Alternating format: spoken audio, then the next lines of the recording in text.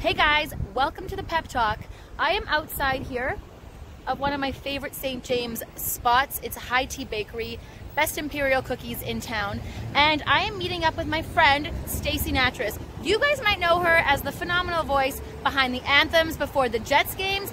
I know her as the hockey mom who showed me the ropes of parenthood and sports and school and play dates and all those things. So I want to introduce you guys to another side of her. Let's go in and see if she's inside. Ladies and gentlemen, I have found her. She is here. She's here all the time. But I am here with Stacey. We're at High Tea Bakery. We have to give a shout out to High Tea Bakery. Like I said, cookies phenomenal, coffees, teas. They have such a sweet place, so come and check them out. But Stacey, welcome. Thank you. Would you mind, for anyone who doesn't know, if you don't know Stacey, you're living under a rock in the city, but can you introduce yourself to everyone? Sure. So most people would know me that I sing the anthems for the Winnipeg Jets. They might not know that I'm also a high school music teacher, and I'm also a mom of 3 and a wife. But Stacey, I saw her at a hockey practice, and she was kind of feeding her child oatmeal on the side of the stands, and wasn't really talking to too many people. And I was like, I like that lady. I wonder who that lady is, because I was like, I'm about to enter oatmeal feeding at practice kind of stage. And she was so great and legit. I think I asked her, how do people work play dates? I don't know what play dates are. Yeah, I think you came up to me and said, you have 3 kids, I have 3 kids, I want to learn from you. You seem to be doing this okay. It was the most adorable thing ever. I have no idea what I'm doing. Okay, but welcome, welcome, welcome. One of the first things I love to start off with is by asking people who their inspiration is. Who is the person that made them feel empowered and like they could take on their life?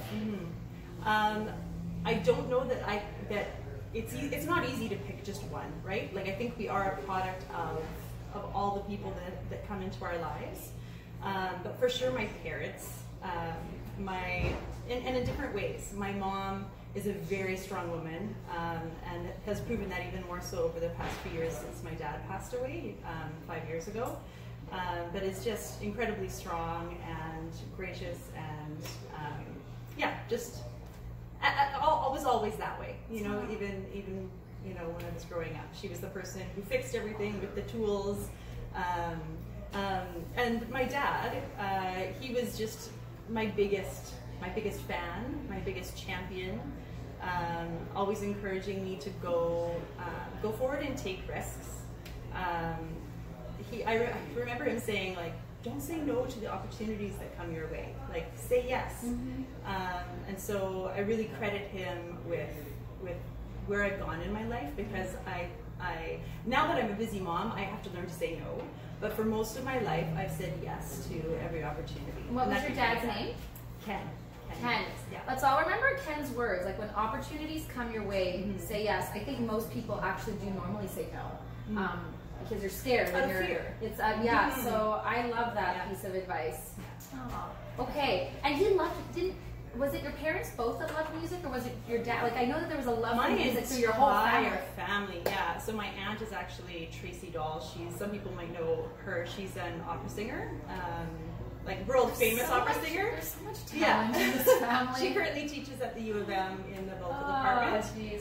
Shout out to Tracy. Yeah, and so she was a huge role model and mentor for me in terms of my singing career.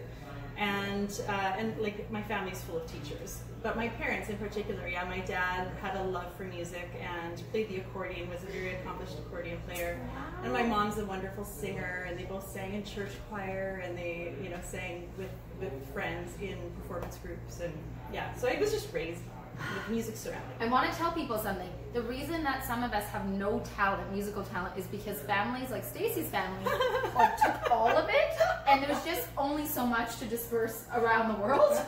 So how did you find yourself in this fantastic role of getting to sing the anthem for everyone? How did that happen? How did that happen? Yeah, that's what everyone wants to know. Yeah. How did you get chosen? Yeah. So again, what a lot of people probably don't know is that for the 15 plus years, that before the Jets came back, I was singing the anthems regularly for the Manitoba Moose. And that began in 1996. We're not aging ourselves here. Not at all. She started singing when she was 12. Yes. No, and I was not 12 in 1997.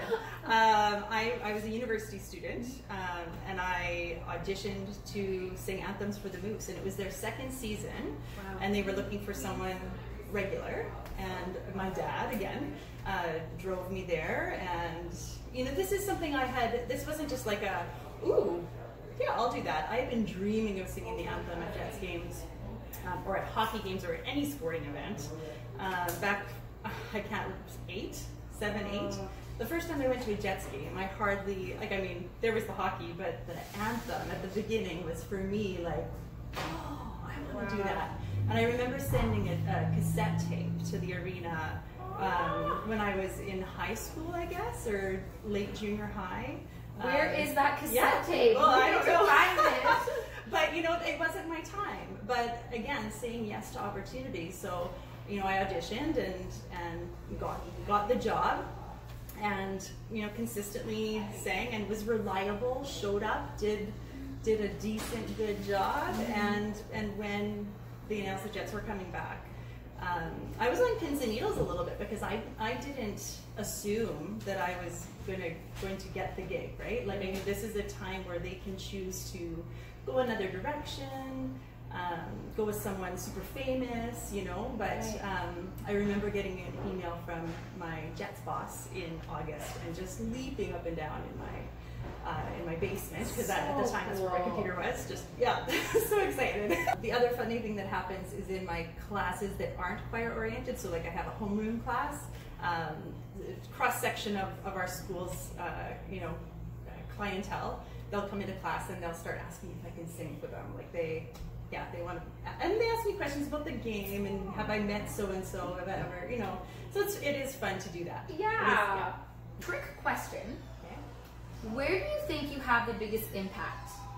When you are singing the anthems out for thousands of people, or when you are in your high school class teaching music? Maybe a trick question. My for sure answer would be at school. As a teacher, teaching music is a gift. You're seeing students who come in and who are just opening up their hearts and souls to the experience, and because they do that, we can talk about so much. Like, we talk about social justice, we talk about world issues, we talk about being kind, we talk about just the human spirit, and so those are things I know, I can see that I'm making a difference, and the students who stick around and come to me to share their problems. So for me, that's an easy answer. But maybe I'm not aware that when I'm singing, you know, the anthem, that I am touching people that way. And, you know, I remember last year there was a game, and I think I messaged you and your husband, but I was listening to the radio and they had someone else singing the anthem, because sometimes Stacey does need a break, or gets sick, or there's things that happen, or someone else want to feature other lovely people, another feature guest. But what was so sweet was on the radio they were talking about how much they missed you, and like the beginning of the game just wasn't the same without Stacey, and that and that is very Winnipeg too, right? It's a very local supporting community. So I think there is a big impact, that it's not just big names, you know, flashy lights. That is Winnipeg. We are all about kind of supporting local. Do those worlds ever cross over, where people are like, I know you from somewhere, where have I seen you? And vice versa, are they like surprised that you're just actually a high school teacher? It happens more with the parents. So I get the students come in, and some of them know, because what tends to happen is when I'm going out to promote my choir program at the middle schools, often, you know, the teachers at the middle school will say, this is Stacey Brown, but also Stacey Nattrass, who sings at the Jets games. You should be in her choir. So a lot of the students, by the time they're in my choir, they know. That's a good recruiting technique. I probably would have joined high school choir. Had that been the case. However, what's funny is the parents too, because at work I go under my married name, so I'm Stacey Brown, and the parents don't believe their kids. So that's one of the funniest things, is that they'll get students who go home and they say, I didn't believe my son. They say, that's my teacher, and they're like, no, it's not. And So funny story. So Braden used to tell me that. No. My really good That's my best right. friend's mom sings the anthem, and I said, "Oh, sweetie, that lady feeding the oatmeal over there isn't the lady that sings the anthem. She's just that mom that I want to be friends with." So that is a real thing, and I was that person. That's brilliant. Is there just any words of advice for teachers or parents as we go back into school? Is there anything that you've just been dealing with that you want to say, hey guys, I understand, I'm going through it? Yeah. Well, that's exactly it. I am going through it from both sides. I have some anxieties about going back as a teacher, and I have anxieties about sending my kids into school. But I would say that everybody is doing their best. And nobody wants to get sick. Nobody wants their kids to get sick. No one wants anyone to get sick. So, you know, every division is going to look slightly different, and every age of schooling is going to look slightly different. So, I teach high school. My son's in middle school now, and my other two are in elementary. And we're all going to have very different experiences. Yeah. And I teach in a different school division than my kids are in, and so even that looks a little different. Yeah. In my school division, at least at the high school level, we're going to try doing some singing with the modifications necessary. So Sure. either with masks, for sure, physically distanced, Yeah. maybe in a larger space like a gym or a theater or outside. Yeah. But we're going to jump right into the music making and keep that alive. And I know some divisions are taking a more cautious approach and are waiting maybe to get things more established before they take that next step. And again, everyone is just doing their best. Absolutely. And it's all okay. It's okay, and I think too, like, everyone's doing their best, and I think that that's such a good like takeaway from it. I often say, like, give benefit of the doubt. Even if there's that 1 or 2% chance that you're wrong, try to give a bit of benefit doubt, because everyone really is just trying. No one's trying to let it slide. No Yeah. one wants this to go badly. Yeah, but I do love that you guys are jumping into music, because I do feel like whether it's like all those arts, that is such a therapeutic, whether it's the drawing, the singing, the physical activity, that is where I probably got a lot of therapy when I was in school, and it's just nice to see that they're trying to figure out how to make that work. Yeah. So I commend you, and let us know how that goes. Yeah, I will. Maybe the mask would make for a better singing voice for me. How do you do it all? Yeah, no, how do you do it all? That's the question. And any advice, because I feel like I'm constantly trying to figure out my own balance. Yeah. How do you figure yours out? I don't have it all figured out. That is an illusion. And I think that's probably safe to say about a lot of people, is that we might look like we have it figured out, but we don't have it figured out. Yeah, it's hard. It's hard. And this last 5 months, like since COVID hit, have been incredibly hard. My mental health has been challenged. My patience has been challenged. Yeah, it's been hard. I have a very helpful husband, a very loving and supportive husband, and so that needs to be said. That if you have an encouraging and helpful partner, it does make it easier. Yeah. The only way I can go out and sing at a Jets game is if someone else, my husband, most of the time is at home with the kids. Staying healthy is an incredible challenge for me, like not just so that I can do my teaching job, but especially for the Jets. I feel a responsibility. I don't want to let anybody down. I've always, part of the reason I have the job at the Jets, I think, is because I'm reliable. I don't mess up the words. I usually don't mess up on the notes. I don't fall on the ice. Absolutely. Yeah. And so when I get sick and I feel like I can't perform, I feel like I'm letting people down. It does take its toll. So that's why I say I don't have it all figured out, because I have breakdowns and I have moments of self-reflection where I have to continually ask, like, does something have to give? Is this still worth it? Yeah. Things like that.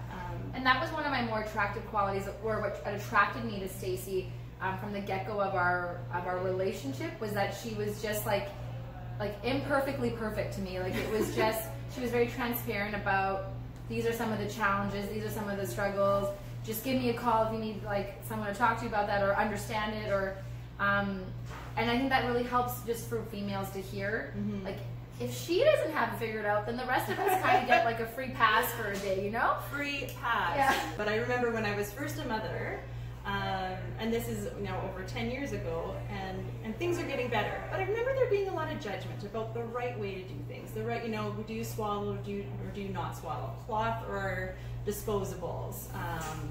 Breastfeed or not? Breastfeed or not? So 3 months till you're. And honestly, you're in this little bubble where you're either doing it right or wrong. It didn't seem like there was the gray area. No. No. And honestly, like I would say that's been my mission since I had my second and my third. And whenever I'm talking to other moms, it's like there is no right way. There is no wrong. Well, I guess there might be a wrong way, if they, you know, but there's no right way. Like everyone across the world does it differently. And in our city of Winnipeg, Preach, girl. moms do it differently, and that's okay. And that is no judgment. okay. Just like maybe we need to start like an online women's support group. Actually, that probably exists, but I feel like I was scared away from my first mom's group because of that. It was so black and white. It scared me because in my mind, I felt like I was doing all of those things wrong because I wasn't doing it to what that group was advocating for. So I appreciate that, and I really, if any like new moms are hearing this, like please take that to heart. DM me. You DM do you. Yeah, you do you. Trust your gut. That's the coolest thing that happened when I became a mom, was you learn to trust Mother's your instinct. gut. Yeah. I know that I have felt a lot of pressure being a working mom sometimes. Do you feel that same pressure? 100%. I remember reading a book. I think it was called "I Was a Great Mom Until I Had Kids." It's a really good book. If anyone wants a good gosh, I need that. Feel better about yourself. But you know, I remember before I had kids, working and thinking, oh, it's hard to get up at 7:30 to get to work, and then watching moms, you know, running in all frantic at the last minute to our workplace and being like, oh, why can't they get here on time? Being a little bit judgy, being a lot judgy, let's be real. And that is my reality now. Like there's some solidarity with the parents who are pulling in. Your kids have fought all the way to daycare or school. You know, you drop them off and you feel like you've let your kids down and you're letting work down because you're coming at the last minute and not being your best self in either place. It feels terrible. And I remember feeling tremendous guilt too, coming back from my mat leaves. When you take a mat leave as a teacher, somebody else takes your job for that year. And then when you come back, you get your job back. And rightfully so. Women shouldn't be punished for going to have babies. That is what we do. That is nature. But I internalized that guilt so much for that teacher, for the students that built a relationship with that teacher and then had to say goodbye. The weight of that, and I did it 3 times. I had 3 kids, and that's a lot of, and I took some half-time leaves. Like, I affected a lot of other adult humans who did my job for me for a while, and then I came back to that position. So there's a lot of guilt. A lot of guilt. I think that's, oh man, it's so true. You're never, like even from the beginning, you're never doing like necessarily it all right. Your kids might have 2 different socks on. You have no idea if you pack them an appropriate lunch. Maybe you just put 4 pieces of brownie in there. And a carrot, and you hope, and you know you're going to get in trouble from the daycare at the end of the day. But like there is so much guilt, and I think that if we can all ease up on that judgment a little bit, maybe there wouldn't be so much guilt. I don't know. Yeah, just that overall understanding that again we're all doing our best. We as women are told, at least now in our more modern times, that you can be and do anything and strive to do that. But then we do have the children. We do, and our nurturing motherness is there.